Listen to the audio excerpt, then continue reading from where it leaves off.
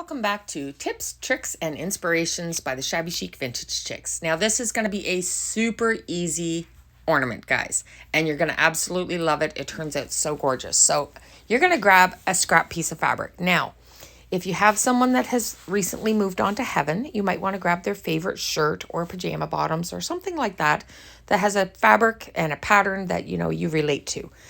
In this case, I just love the plaid. So I've grabbed an old pair of pajama pants and I'm taking the darker spot of the plaid pattern as my focal piece. And I'm going to apply some Mod Podge to this round. Now, this happens to be a laser cut round that I have lying around here, but you can easily buy all kinds of rounds from like the dollar store or really anywhere.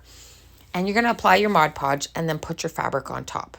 It's looking cute already, guys. Trust me, this is going to be gorgeous. So I'm just going to rub my hand on there. It kind of warms up the glue a bit and helps it stick to the fiber, make sure there's no air bubbles.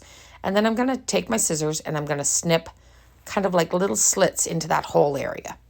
Using a paintbrush, I'm going to poke it through. Don't worry, the fabric does not show on the other side.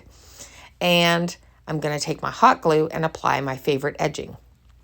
This is just a whimsical kind of pom-pom edging, but I think it's really kind of brings out that vintage shabby chic look to it. So I'm just going to continue with my hot glue all around the edges.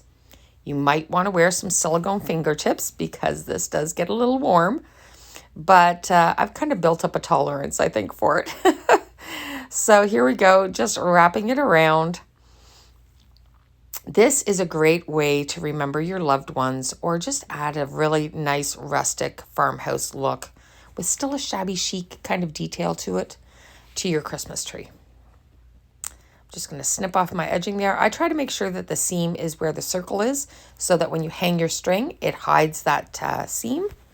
Now I'm going to take some fabric tack or fabric fix in this case, and I'm just putting it all over my applique. Now this happens to be a piece of ribbon. They are beautiful butterflies that are usually tied all together, and I just cut it apart. And in this case, I used a paintbrush. And guys, I'm recommending use your fingers. The glue will come off your fingers.